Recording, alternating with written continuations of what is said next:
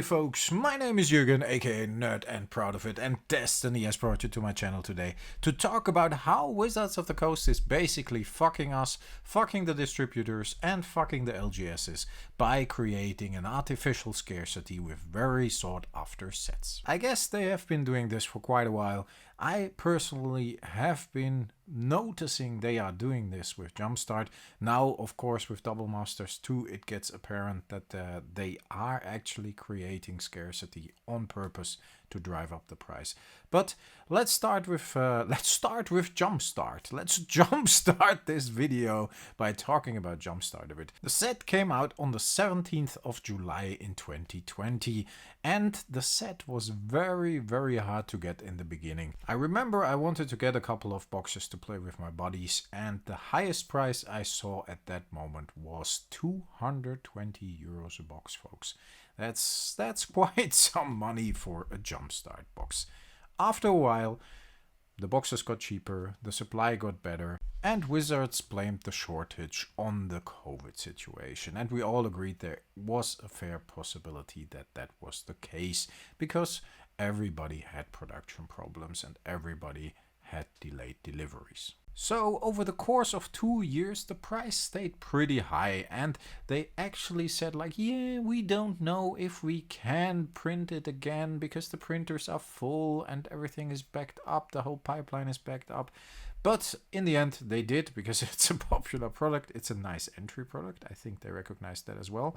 And last Christmas, I actually bought a box for 90 euros. Took it along to Germany, played with my buddies. We had a great time.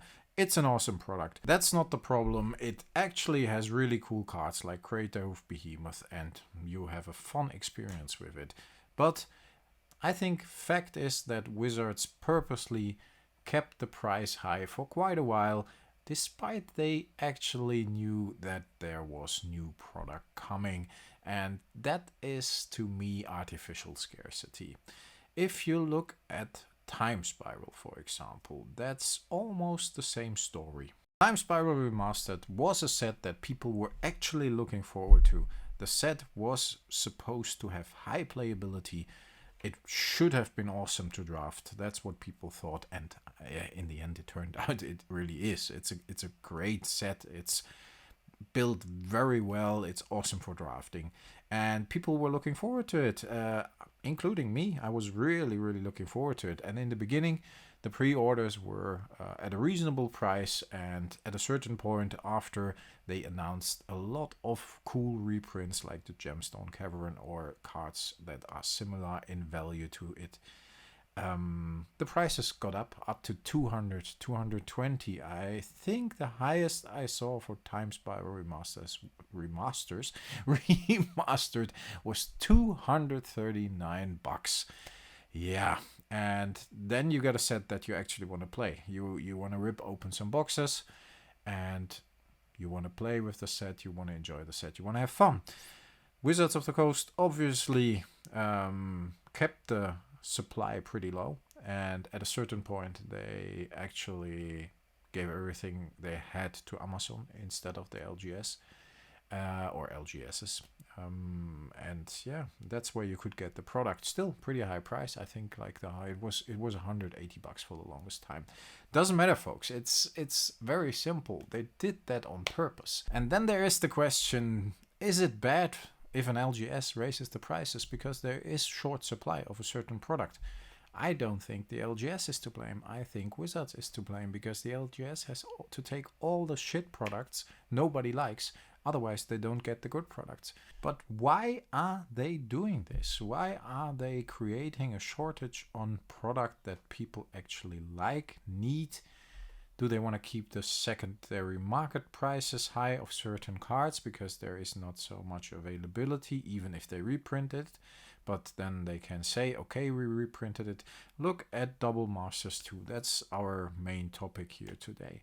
There is a shortage of the product. There is rumor that they actually are having problems, and probably it's a lot of PR bullshit, and that's okay. But even if only half of that bullshit is true, then why Hi folks, why are we having the best product of the year in short supply? With a lot of cards people actually would like to have to play, with a lot of fun stuff, it simply is a well-engineered product. And we have short supply on purpose. Because, yeah, I guess they print half of it. It costs them less to produce it, but they sell it for double the price. Yeah, then it's calculate your earnings. That's printing money. It's that easy, folks. It's that easy. And we all blame the LGS, the evil LGS that charges us too much for Double Masters 2022. But can you blame them? Streets of New Capenna, Crimson Vow, Midnight Hunt. Yeah, the only thing that performed well for them was Kamigawa. And I don't think they can survive on just one set out of 4. So they take this opportunity to make some money. It is Wizards that is to blame. They want to keep the prices of the singles at a high because they say, oh, we were printing everything like the 2,000 buck Imperial Seal, and now you can get it for 600. That's awesome. So buy all our boxes for 300 bucks. Buy our collector boxes with 4 packs, which cost them even less to produce. It's a fraction for 260, 280 bucks, and we all pay it. And yeah, in the end, we all are happy we can throw our money at them.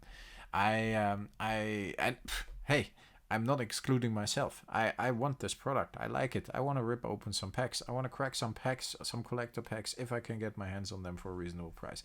I said that before, and I don't want to be the devil's advocate, but I personally wouldn't pay above a certain price. Then I rather say, okay, fuck it. Here you go. I'm letting this one pass by. In the end, folks, it's your decision, but why is Wizards doing that? And the explanation I personally can find for this is that they are playing us. They are producing less. They are paying less in production. They can charge more. They keep the secondary market high for the next sets by adding cards to the market, adding demand, adding cards. I mean, but not enough.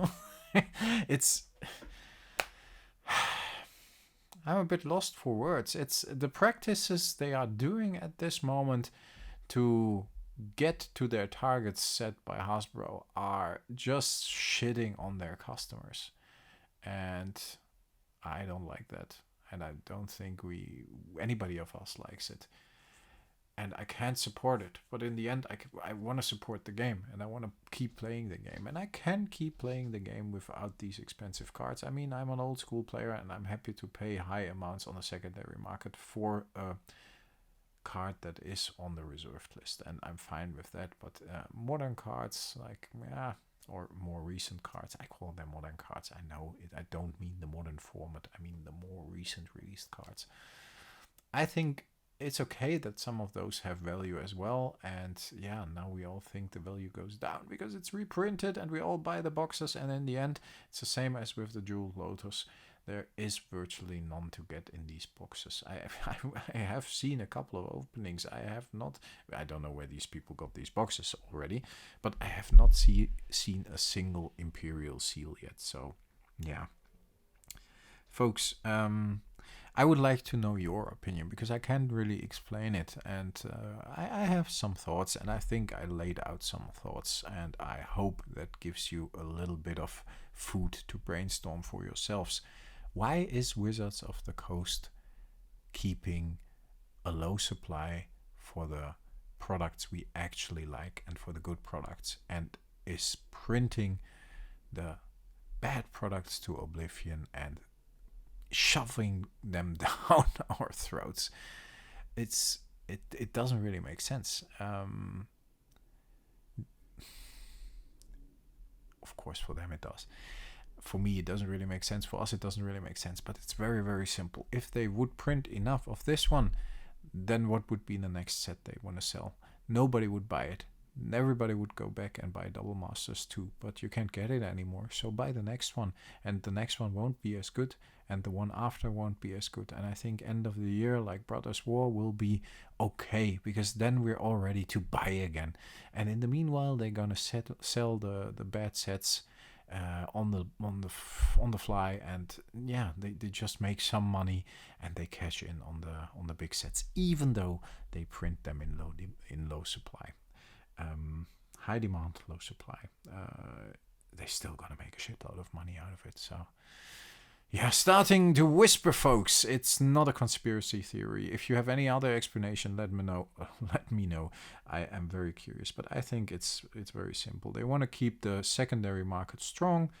They want to keep the anticipation for the upcoming sets high, and the fact that the set we actually want is always in low supply is shitty. But that's a great way for them to keep us a little bit satisfied, give us some of the cards we want for commander decks, and then you have to buy the shitty stuff to get your fix. And in the end, when it comes to the next big set, the prices are going to be like a couple of $100 for a box again. That's how it goes. That's how it goes, folks. I wish you a very nice rest of the week. I hope you enjoyed this video. It was a lot of work, actually, despite me just rambling on.